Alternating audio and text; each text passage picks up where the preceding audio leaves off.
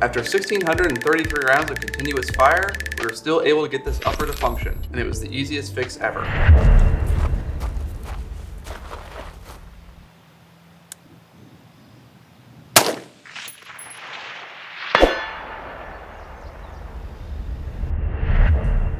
Hey guys, Jason and Dean here with Guys Automatics. We recently did a video with Ben Webb of GoldenWebb on YouTube. He had melted down one of our Super Duty uppers, which went 901 rounds before it stopped working, and we wanted to crush the competition, take that up to the next level. If you haven't seen the original autopsy video from that Super Duty upper, the link's down in the description. We definitely took this to the next level. With the heavy barrel upper that we sent Ben, it went over 1,600 rounds before it stopped cycling. Yes, things certainly got a little hot and spicy for Ben handling that heavy barrel upper. She's done, I think. Ow! Oh, God, that hurt. She's done.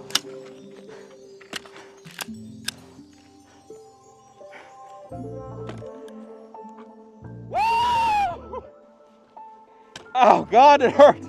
Boys, I know we've had to set a record on this, but I think I might have second or third degree burns on my right hand. Go ahead and let her cool down and think about what she's done. When you think about it, even light machine gun barrels are swapped every few hundred rounds, and they're only fired in a few round bursts at a time.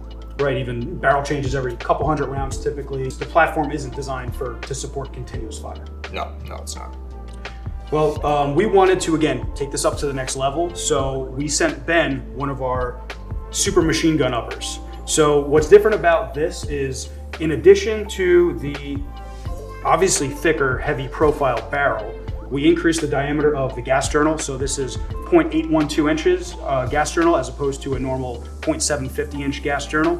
We needed to make a custom gas block for this. And then obviously this, you can see this gas tube is much more reinforced, thicker profile gas tube. We all had high hopes for the performance of this super machine gun upper, but we were all really surprised and impressed with how well it did with over 1,600 rounds. So with the barrel itself, what can you tell me about what we found? Yeah, so despite the incredible heat that the barrel saw, we didn't see any bulges or cracks down the length of the barrel, and that's really due to the profile and the proprietary steel that we used in that barrel. The gas block and the gas tube were unfazed. The gas tube was still straight, and it's still feeding gas back to the bolt carrier group. Got it, so it was still technically able to cycle. And speaking of the bolt carrier group, what did we find there? Anything of note there? Yeah, so our Carpenter 158 Plus forged bolt had no issues really, and our bolt and bolt carrier are nano weapon coated, so cleaning them up and taking the carbon out off the surfaces was really easy, and we could get it right back into the upper for test firing. Cool. So after our first initial tear down, what did you find when you started inspecting and testing the gun out? Yeah, so it was important for us when we received this upper to test it as we received it, yeah. Right? And we noticed a very similar failure that Ben saw. So failing to cycle. Yeah, the rounds would eject, but we weren't picking up the next round, so we knew it was a gassing issue. But all the other components were really intact and didn't have any major defects. Got it. So the structural integrity of everything of the major components was intact.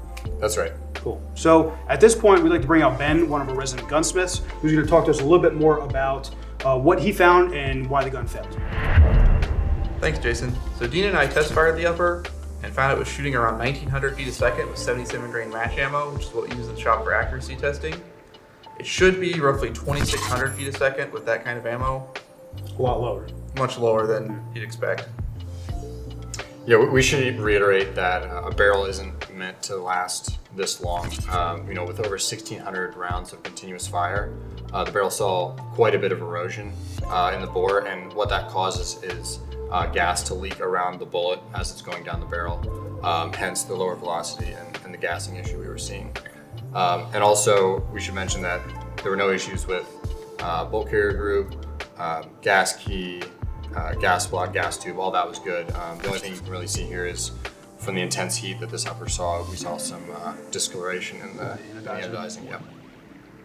Yeah. So all we needed to do to get it to run was swap the gas rings over, and it began cycling again. However, it did not lock open, just with the bore erosion the way it is and the gas leaking around the bullet, just doesn't have enough pressure to fully cycle the gun to lock open, but it would fire and eject. So essentially, once we replaced the gas rings, that added enough back pressure to be able to cycle somewhat reliably.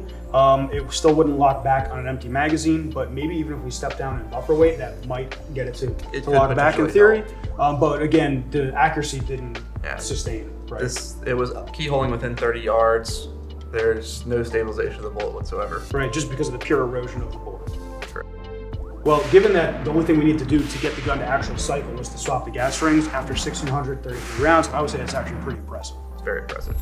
We wanted to thank Ben Webb again over at his YouTube channel GoldenWebb for including us in his Meltdown series. We were genuinely impressed to see how our super machine gun upper did in his tests. With the feedback we received from this endeavor, we plan to release several options featuring our heavy barrels.